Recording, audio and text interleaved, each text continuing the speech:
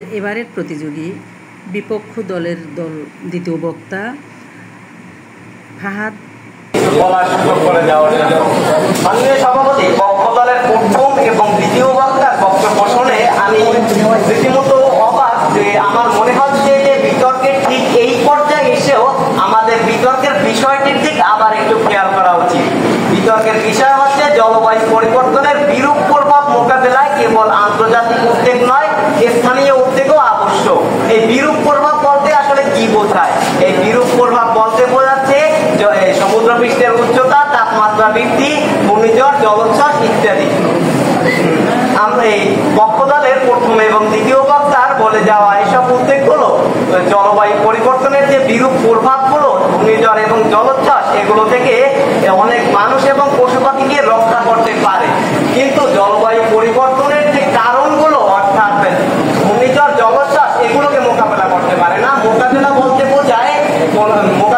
বোঝায় এই বিরূপ প্রভাবগুলোকে কমানো বা নিয়ন্ত্রণ করা। যেটা তারা বলে গেছেন যে স্থানীয় প্রকল্পগুলো, এই প্রকল্পগুলো সবগুলোই তাৎক্ষণিক কিছু ক্ষয়ক্ষতি হ্রাস করতে পারে, কিন্তু যে বিরূপ প্রভাবগুলো এগুলোকে মোকাবেলা করতে পারে না।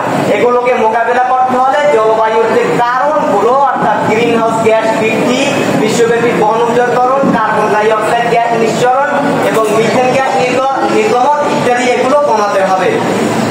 মাননীয় সভাপতি, এই ইউএনএফসিসি রিপোর্ট 2024 বলছে long term reduction of adverse climate impact is only possible if the root causes greenhouse gas emissions are significantly reduced. অর্থাৎ দীর্ঘমেয়াদে জলবায়ুর বিরূপ প্রভাব হ্রাস করা সম্ভব কেবল তখনই যখন মূল কারণ গ্রিনহাউস গ্যাস নির্গমন উল্লেখযোগ্যভাবে কমানো যাবে। এবার যদি আমরা দেখি এই উল্লেখযোগ্যভাবে গ্রিনহাউস গ্যাস নির্গমন সহ অন্যান্য কারণগুলো কমানোর ক্ষেত্রে আন্তর্জাতিক উদ্যোগের তুলনায় স্থানীয় উদ্যোগটা ঠিক কতটা কার্যকর, তাহলেই প্রমাণিত হবে যে স্থানীয় উদ্যোগটা আসলেই কার্যকর কিনা।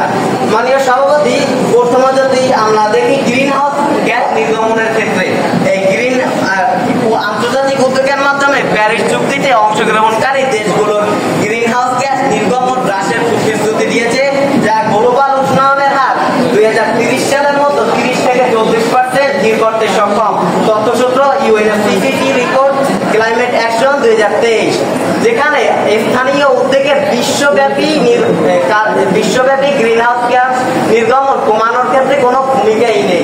হয়তোবা স্থানীয় ক্ষেত্রে কিছুটা ভূমিকা থাকতে পারে, কিন্তু এই সমস্যাটা পুরো বৈশ্বিক, যার কারণে বৈশ্বিক পর্যায়ে এটার উল্লেখযোগ্য কোনো ভূমিকাই নেই।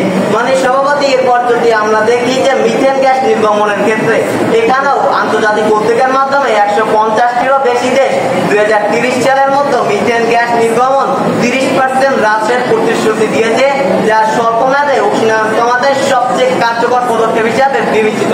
যেখানে স্থানীয় উদ্যোগের ভূমিকা অত্যন্ত সীমিত, যা তাদের বৈশ্বিক পর্যায়ে কোনো ভূমিকাই নেই। মাননীয় সভাপতি, আমার পক্ষ দলের প্রথম এবং দ্বিতীয় বক্তা তো স্থানীয় বিরূপ প্রভাবে তাৎক্ষণিক কিছু ক্ষয়ক্ষতি হ্রাসের জন্য অনেকগুলো প্রকল্প নিয়ে এসেছে। আবার তৃতীয় বক্তা হয়তো জলবায়ু পরিবর্তনের কারণগুলো কমানোর ক্ষেত্রে ডজনখানেক প্রকল্প নিয়ে আসবে। কিন্তু মাননীয় সভাপতি, হাজার হাজার স্থানীয় অভিযোজন প্রকল্প সত্ত্বেও বৈশ্বিক তাপমাত্রা বা সমুদ্র পৃষ্ঠের উচ্চতা বৃদ্ধির প্রবণতায় কোনো পরিসংখ্যানগত পরিবর্তন নেই গবেষণায় উঠে এসেছে। স্থানীয় উদ্যোগ পারে কেবল ক্ষতি সামলাতে পারে, তাপমাত্রা বৃদ্ধি, সমুদ্র পৃষ্ঠের উচ্চতা বৃদ্ধি বা ঘূর্ণিঝড়ের গতি থামাতে পারে না। মাননীয় সভাপতি, অন্যদিকে বৈজ্ঞানিক প্রমাণ বলছে আন্তর্জাতিক উদ্যোগের মাধ্যমে প্যারিস চুক্তি ও নীতির ফলে 2030 সালের মধ্যে বৈশ্বিক উষ্ণায়নের হার 30 থেকে 40% স্থির হবে।